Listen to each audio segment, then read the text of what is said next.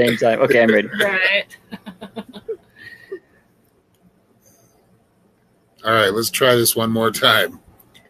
Welcome to ULPLM. Universal Light, Pure Love Ministries. Take 3. Yes. Anyway, we're here today. We were just talking about, this is Will Markham, and about how he got into or started paying attention to, some of the lies that are being told to us and the propaganda and the narratives that are being pushed our way for political purposes or whatever purposes. But really, a lot of it's political. And it tends to kind of, sway us in one way or another. So you were saying you learned by watching your family kind of just eating it up, huh? Yes, well, that was what motivated me to do my series. Now, I have always been kind of an expert in detecting psychological manipulation, and this brings up a whole other can of worms. I am a what I call a mirror empath. So when I am near someone else, I will temporarily inherit those abilities. So when I am near my mentor who is telepathic, I will be temporarily telepathic when I'm near her. So it's like I'm a cloning empath type of thing.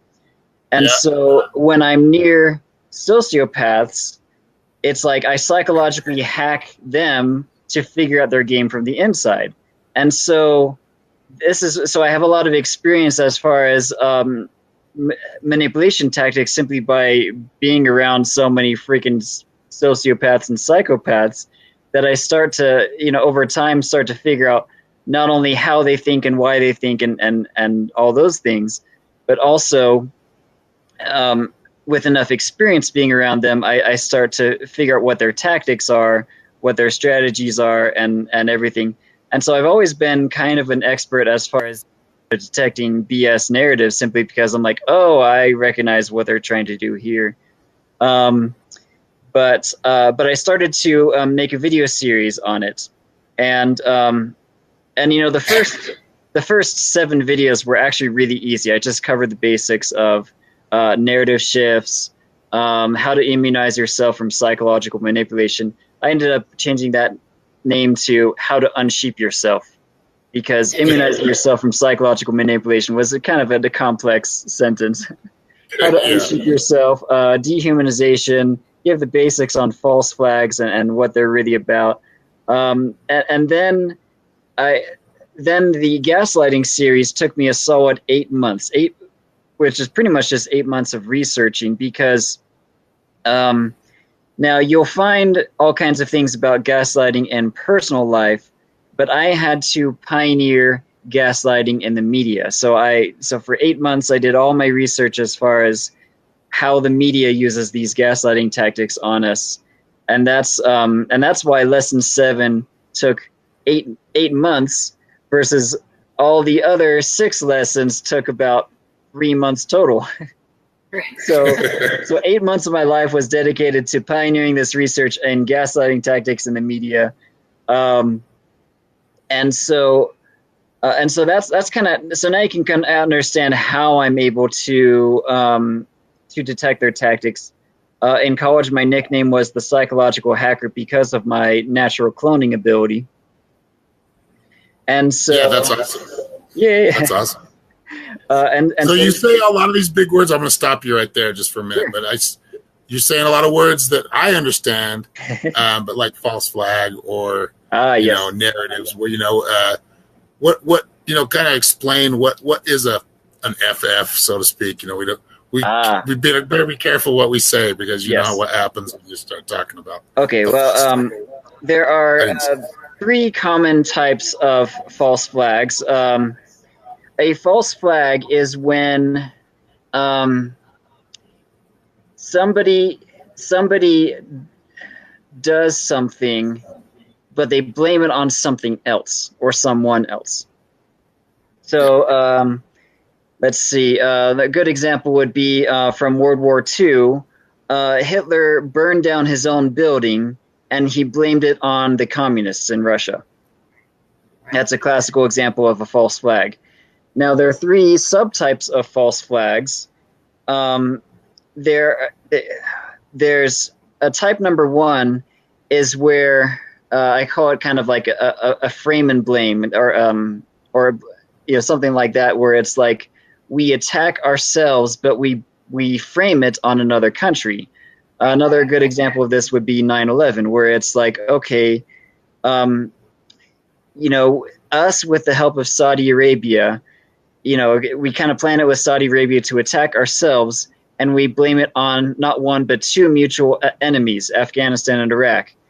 That's another example of a false flag. So that's the most common one, where it's like you actually were attacked, but you're framing it on somebody that didn't attack you. Right. Yeah. Type 2 of the common false flags is what I call the patsy, where it's kind of like JFK's assassination. Okay, yeah, everybody knows it wasn't Oswald, but as far as the official story, everybody, Oswald, he's the guy, he's the patsy, whereas it wasn't actually Oswald, it was some other agency, and who knows who signed it. It's still kind of in the mystery stage. And then type 3 of the false flag is where it's pure theater. It didn't actually happen. It was just made you to believe it happened. And so a lot of times when you say false flag, people think it's only staged, but that is actually just one of the many types of false flags. We've had false flags since World War I, where we purposely set out the Lusitania in order for Germany to sink it, knowing full well that, yes, they're definitely going to sink this boat. And, of course, they sink it. And what we also did is we loaded that Lusitania boat with a ton of ammunition. To kind of lure, it's like, hey, here's this big boat of ammunition. You want to shoot it down. Go ahead and shoot it down. And so, of course, Germany shot it down. It's like, oh, hey, now it's war. So that's kind of a good example of a baiting false flag. And so there's a lot of 100-year history of false flags. Well, technically, false flags go well before thousands of years. Thousands of years ago. This is probably even farther than that. But we only have record of exactly. so much. But it's crazy. It's a military tactic, is what it is, and for the last 50 years, every single one of our wars was based on a false flag. So that should kind of tell you how common they are in today's military, because they're pretty common. Right. You find it. I find it difficult as an empath, as a psychic, picking up on a lot of what's going on, and because there are people that are being affected.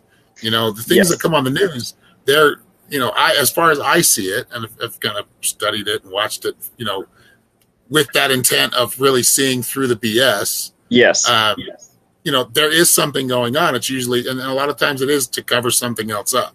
Yes. So if there's something really going on, that's basically, would you say they're trying to get it to the top of the news cycle, right? They're trying to get it where that's what you're being shown all the time.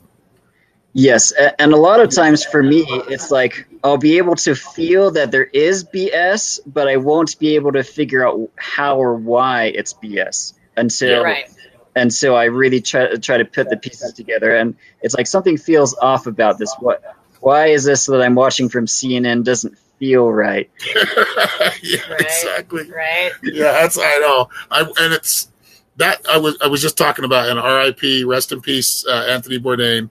But I was just talking to Norma about this today. I'm like, I loved Anthony Bourdain. He did. And then he moved to CNN, and I couldn't watch him anymore. And I mean, this kind of stuff is like, it's like tearing families apart sometimes. They'll look at you like you're crazy when and these things are really happening.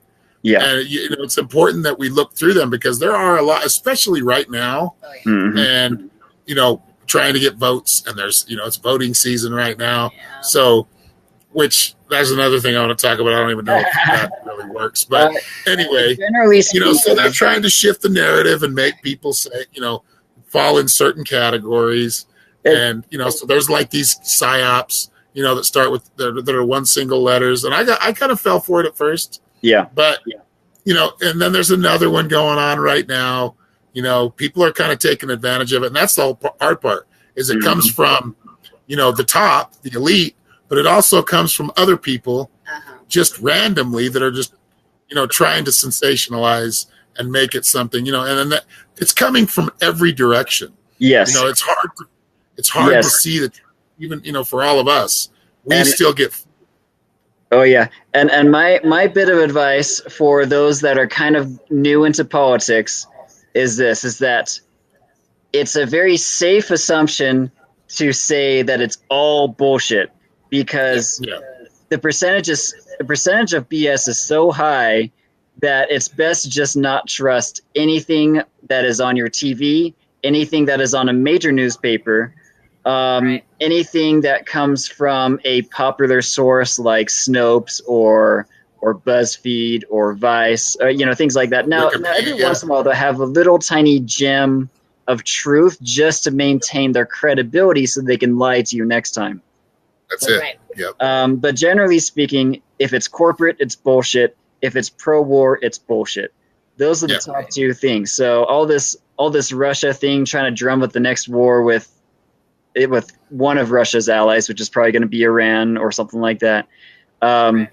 If it's pro-war, it's bullshit. If it's pro-corporate, it's like, oh yes, Monsanto is good for you, or GMOs are good for you. If it's pro-corporate, it's bullshit. Right. What I like is when they change their names. Oh, so yeah. we'll start to get used to that name, and then it'll start getting, people will start resisting that or speaking up against it. And then all of a sudden the name changes and it's another company somewhere else. Oh no, we're much better. And now. this is not just in the political world. This is everything. This we're in a lot of going through a lot of different paradigm shifts. Ascension, what you want to call it. There's many terminologies for it. And I think it's important that we do kind of, use that intuition, that feeling of why does this not sound right? And even the times when you really want to be into it and you are, but there's something always there that's kind of saying, okay, this works and this looks good. This sounds good. This sounds good. But that right there, something right there. And that's how you usually catch it. Mm-hmm. Or if it grabs at your heartstrings far too quickly, give yourself some time to sit back and think. Yes. The worst, intellectual indoctrination is bad, but emotional indoctrination, and that's where it gets really bad. In fact, that's where you get all this hysteria about Trump from, is the emotional indoctrination from the TV. Now, I'm not saying Trump is good. I'm just saying that they have manufactured triggers inside the general population to just lose their shit, over these things. I mean, how about remember the vagina hat march? Yes. Sorry for the that was a total setup. I mean, really, that's how I feel. It might maybe not, but it was led by the same people that we're speaking up against. Behind the scenes. I mean, there's some other. If I mention them, I'll get banned. So I'm trying to be as careful as possible. And both sides are going to lie to you, and I say this with full confidence that the left, and we're talking about the corporate left, the Democratic Party, and the corporate left is worse than the right when it comes to the narrative bullshit, the gaslighting tactics, the intention behind what they're doing, because that's what you're really feeling when you feel that something's off. You are feeling that the intention behind what you're seeing has evil intentions, and so what this means is that somebody could be wrong, but I wouldn't detect it. But if there's ill intentions behind it, I'll detect that a mile away, kind of thing. It's like, kind of thing. I'm noticing that starting to shift though, because it's went so much that one way where everybody was picking on Trump and Trump was the bad guy for everything. Mm-hmm. Now it's kind of become a little bit the other way because they've got, with the, I'm not going to mention the names, but the little psyops that are going on right now. Oh, okay. A lot of those And those are coming from, I think, more the alternative media than the mainstream. Cultism has no cultism. Like, you always have to watch out for cultism. And what I mean by cultism, I mean cult worship. We're talking like, worshiping a figurehead, whether it be Hillary Clinton or Donald Trump or Israel or Germany. And what I mean by cultism is like things like, XYZ country is God's chosen people. Germany thought that they were God's chosen people, when they did all kinds of terrible things. Isn't it weird that Israel's doing it now? I mean, they probably were for a long time. It's not that weird when you look at the history of propagandists. Now, I am not pro-Israel. I'm not anti-Israel. I'm actually neutral. Right. I love the Israeli people. I don't like Netanyahu because of his war crimes. Netanyahu is like Dick Cheney and Ted Cruz combined, with also with a little bit of Hillary Clinton too. So he's just no bueno. No bueno. I agree. And that's the thing. I mean, I don't know. The more I look at it, the more I start to realize it's just a big facade. Yeah. I mean, the ones, and that's the thing, the ones that they prop up to be heroes, which, we both know in WikiLeaks, they showed the Pied Piper candidates. So that was their play, and that's what they do all the time. It's not just in these recent, last 2-3 years ago of elections. That happens all the time. And I've watched it all my life. And I think that's why, because I've seen cheating, and you can tell by the media, you can usually tell who's going to win. Yeah. This last one with the presidential election, that was a little different, but if you can tell who's going to win every time, because they're the ones getting the most media, whether it's bad or good, as long as they stick with it and they can stay in the race, they end up winning. I really truly believe they're selected, not elected. Yes. Right. Yes. There's definitely a lot of evidence that they are selected, especially when you look at the history of the voting machines. But that's a whole other topic. I remember watching that in the elections. Oh my gosh! Just watching people film it with their phones. They push this one and then push the one up above. Right. Oh, that was crazy. And we don't talk about that. Nobody talks about it. I think the last person that talked about it or really had any kind of movement toward it was Jill Stein, right? But anyway, so that's kind of what we're talking about. Do you guys have any questions about anything, or if you do, please leave them, drop it in comments, and I will put it up on the screen. And thank you all for being here. Thank you for being here. Please share. Yes. I feel like this is an important conversation. So here's one thing I find most fascinating, and this is why, what I found is that you cannot separate a person's moral code, and we're talking like their moral programming, from their worldview. And you also cannot separate their worldview from their political view. And so if you can change their worldview by giving you all this fake news on the media, they can also change your moral code and also all your political views. It's like that one quote from Voltaire is saying, "He that can make you believe absurdities can make you commit atrocities." All they have to do is change your view of the world, and they've made you become an evil person, or even a better person if it's an accurate worldview type. Right. It's all programming, but a lot of it's evil. A lot of what we consume is evil. But there is a lot of programming out there that is positive. It is meant to enlighten. It is meant to raise you up. Right. Mm-hmm. And so a lot of the BS narratives that are coming out in 2017 and 2018 has a divide and conquer theme to it. Yeah. It's left versus right, women versus men, this race versus that race. I mean, pretty much every divide you can even think of. They're even coming. They're even trying to divide those who are physically able versus those who are physically not able. Right. Ableism. Yep. And I'm just thinking to myself, I'm like, wow, you're really desperate on the divide and conquer agenda, aren't you? Mm-hmm. They are. That's another thing we can talk about is controlled opposition. Yes. And that's what we're talking about. These are each layers to propaganda. Oh, yes. Layers to propaganda. There's the PSYOP. They're all connected.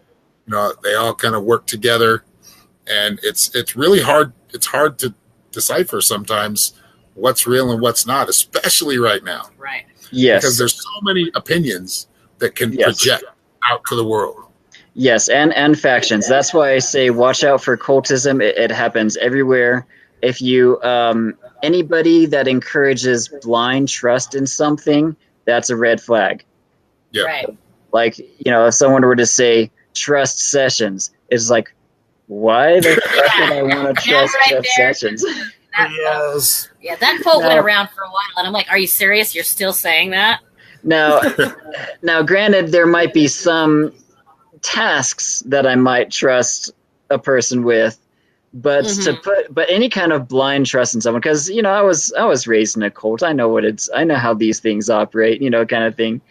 And so you just have to, you know, various red flags to watch out for. Anything that relates with blind trust. But I'll tell you, the absolute strongest of cult figures that we've ever had was Hillary Clinton, particularly in 2016. I mean, they got it to the point where if anybody said anything bad about Hillary Clinton, you had this army of real people that just like totally got triggered and be like, why are you talking bad about Hillary Clinton? She's not even president. Why do you talk about this? Well, the reason we talk about it is because she controls the behind the scenes of what the deep state does.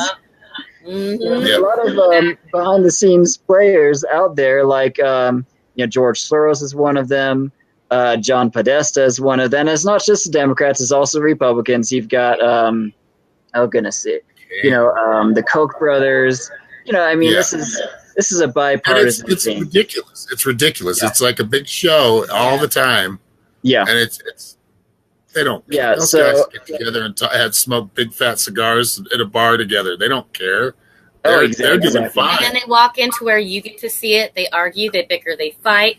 Then they come up with some bullshit agreement that, you know, the people aren't going to be too happy with. But, you know, I think Obama was like the master of that, of making bad deals. Yeah. It's like a quote I have is that when you find sudden bipartisan support, it means that somebody has been bribed. Yep. Because when both Democrats and Republicans agree, somebody's been pouring out those paychecks, and it happens all the time. Exactly. Yeah. And that's, I mean, just watching everything. It was funny. I think this was the most exposed recently. Never actually got to actually have a show and talk about it. So we'll talk about it a little bit now because it still pertains today. There's still craziness going on today with all the politicians. They're still doing this, you know, meet the new boss, same as the old boss kind of thing going on. And that's actually why I'm glad that Trump won, is because he is shaking everything up. Now, he's probably not shaking up the way we wanted to shake up. Right. But at least he's shaking things up. Well, but he's bringing things to the surface. Is he shaking things up, or is he just making it appear to shaking things up? Well, see, I mean, what exactly? That's a good question. Yeah. That's a good question. But being in there with enough people being against it, I feel like it's actually bringing more people to the awareness. It's that controlled opposition we're talking about, brother. You know what I mean? The population's getting smarter, so they have to dive deeper. Here's the best analogy I can give you is that Trump has sold out to, let's just give a random number figure. Trump has sold out to 50% of the oligarchy, 50% of the corporate interests and the puppeteers and everything. Whereas Obama and Bush sold out to 100% of the oligarchy. I mean, let's face it. There's absolutely nothing that Bush or Obama did. A year or so, man. Give him some time. Exactly. So I would rather have a halfway puppet than a full puppet. Right. Yeah. I mean, really, and that lesser of two evils thing. Exactly. He is the lesser evil. That's. Yes, I know. That's another way to control the opposition. Yep. It's crazy. Because there is a whole other group like us that are independent, right? And so they keep that right and left paradigm. And yes, the right is trying to change right now. The left isn't. They're still stuck. I'm gonna say this, and this is gonna kind of prove something. Okay, let's suppose in Trump's very first year, what if he crashes the economy, he kills 3,000 people, declares war on two nations. And let's say he fires every single journalist that disagrees with him, and he gets every single news station to blindly obey him, and that's all in 1 year. That is 2001. Yeah. And so when you compare side by side Bush with Trump is definitely the lesser evil. I mean, I don't like Trump, but I have to compare, him with Obama versus him with Bush. Yep. And Trump is slightly better. Yes. Oh yeah. Yeah. Slightly better. Well, he's bullheaded enough that he wants to be what we know of so far. That's what I'm saying. Yeah. Hopefully, he does keep fighting. Against the right and they are figureheads. A lot of them are figureheads, and Congress makes a lot of the decisions. Yeah. And he has made some decisions, and he has made some. I don't want to say big important ones or big ones yet, but he has kind of been somewhat of a resistance. But I look at it more of like from a business perspective. I look at them all as businessmen, right? They're all businessmen. They're making deals, and hopefully he does make some deals for us in the future that is better, or that is better for us that we're in right now. The situation we're in right now, because we've got some serious problems with poverty, and our wages are way out of whack. We've got police beating people up and shooting people. I mean. Wow, I saw that video on your thing today. I don't usually share this because I have a cousin that's a police officer, and I'm not saying that about you. I know he's a good guy. He's always, 100%. He's a good man. And just one of those guys, was always like did good. Like he wasn't like corny did good, but he just did the right thing. He had a good moral compass, But yeah, there are people out there, and there are systematic problems that if we don't face, they're going to continue, and they're going to get worse. The more we let them get away with it, the more they're going to do it. And I mean, at this point, a lot of the things, they'll flat out flaunt it right in front of your face just to say, "Yep, we're doing it." What are you going to do? Yeah, and I'm my stance on the police is kind of neutral. I'm kind of like one of those, like, I want to hold police to a higher standard. Therefore, I am very critical of police officers, because I want them to be the high standard that they put themselves as, kind of thing. It's like I want them to perform better. I'm like the Saturn on the police. It's like I'm all for the good cops. I'm all for the cops that do their job correctly and try to keep the peace, because that's really what they're there for. Exactly. Yeah. Peace, So I'm very critical on when they screw up. I'm going to expect that someone's going to get fired, because that's how everyone else's job is. Right. Yep. Exactly. Did you have any other questions? I'm trying to let's see if we get any questions in here. Oh yeah. Mostly just statements or comments. That's cool. Thank you for commenting. Yay. Yeah, and so it's politics is a wild ride, but it's always safe to just assume that pretty much everything is bullshit, and decide for yourself and then come up with your do your own research, because there is a lot of truth out there, but then what they do is, this is the straight line of truth. They take you off here a little bit. They take you in another direction, just slightly on another timeline. So you're not paying attention to certain things. Perfect movie for this is, and they do this, Wag the Dog. You ever seen that movie? Oh yes, I haven't seen that yet, actually, and I need to see it. But I can't believe you haven't seen it. Yes, I would suggest you watch that. You'd love it. Oh yeah. All right, buddy. Well, thank you for being on. Thanks for having me. Thank you all for being here. And go check out his series and on YouTube. I can also do spiritual things, not just political things. So if you want to have me on again, I of course, we do want you back on. Well, next time we have you on, we'll have you on against spiritual things. All right, sounds good. Talk about your empathic abilities. Right on, brother.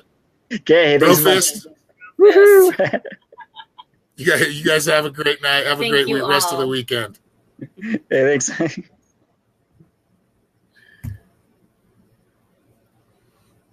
All right, yeah.